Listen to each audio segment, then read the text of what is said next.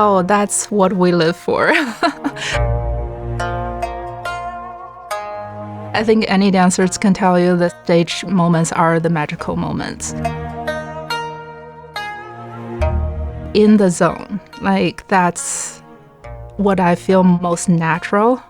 It's almost, you just forget about everything. I've always been like a stage girl. I feel like before I'm like, it's okay. And then I like have a little woo. And then when I'm on stage, I'm like, I'm rocking this. This is surreal for me. Like today, I never thought I would be able to perform in front of crowd and people that I don't know.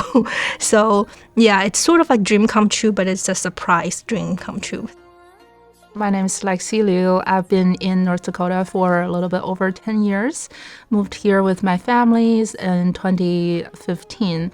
So as a kid, I loved dancing. It was one of my biggest passion, but I didn't get to dance as much as I wanted to because my parents wanted me to gear toward academic side. So as an adult, I started dancing more and just pursuing it, taking dance classes and kind of learning choreographies or freestyling. So after I moved here in 2015 with my family, the United Chinese American Fargo-Moorhead started hosting Chinese New Year celebration. And that's when, like once a year, all the Chinese Americans get together. So it kind of started slow. I think it was Ye Chun. I call her my dance wife. We dance together, and we work great together as in CHORD, Chinese Heritage of Recreation and Dance. So we started our first long sleeve dance in 2017, I believe, and then just went from there. I came to United States in 2002, going to graduate school.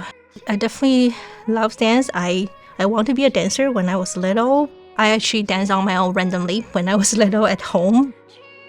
And then we were like, well, since more people are interested in this art form, why don't we show it to the local folks instead of just keeping it in our small community? So that's when Annie, Ye Chun, and myself, we organized the Chinese Heritage of Recreation Dance that's affiliated with the UCA-FM. And we started having more organized dance practices, recruitment, and organizing like public relations to find chances to dance in the community. So it's been a great journey. Traditional Chinese dance, the form, dated back thousands of years to the Dunhuang, the Silk Road. They have the cave paintings that it's actually one of the swirl dance that was painted on the wall in the Silk Road. You kind of got infected that way, in a good way. You learn how the story behind it. So the traditional Chinese dance has many genres, and there are stories and behind it, and the musical instruments are often traditional as well. So as for the choreography, there's a lot of available on the internet that we can search it up and then change it to accommodate to our level. Then when we moved to this country and realized there's a big cultural differences there, and also there's surprisingly some common stuff between different art forms or between different dance forms, and even some moves in Chinese dance are similar to ballet even. So it's very interesting to bring it to Fargo in this area to show people the differences and show them the common areas, and then maybe we can sparkle something new. The style is a mixture of pop song and Chinese opera. There's a middle part that's a very typical Chinese opera passage. Like pretty much every Chinese opera would use that passage to link from section to another section. My two apprentices, Gabby and Cadence, they are wonderful learners. They pick up the choreography so fast. The long sleeve dance represents the Tang Dynasty, and the tambourine dance, which is in Yuan Dynasty, which is like a little bit more modern compared to the long sleeve dance.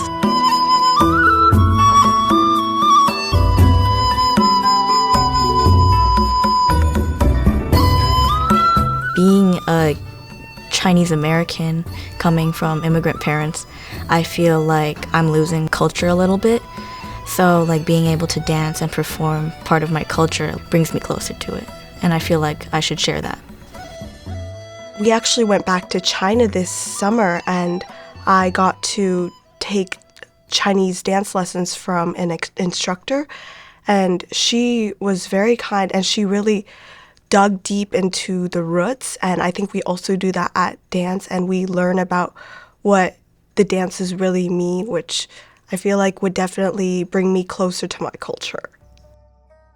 The one thing I like to teach my apprentices is being a dancer doesn't mean like how high you can kick or how many turns you can do. It's about how you can express yourself through the dance.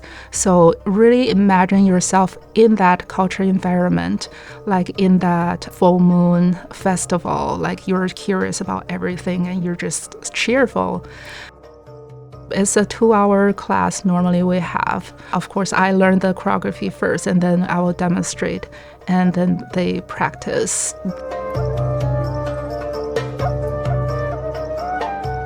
We have already started to think about what new dances we're gonna do. We're pretty ambitious in that. Yeah, I want the audience to, first of all, appreciate the music itself. It's obviously different from people here. And then just purely enjoy the music, enjoy the visual effect that we created. I think this is something I didn't think about when I was in China, because I was in it. It was like not that special, but while we're living in here, we have less opportunity to practice, to celebrate, and all the special days seem more special. Therefore, being able to dance with my friends and dance with like my own family and the younger generation means a lot to me because I love Fargo. I love the whole atmosphere in North Dakota, but I also want to bring more to here because we want to make a positive influence to the world.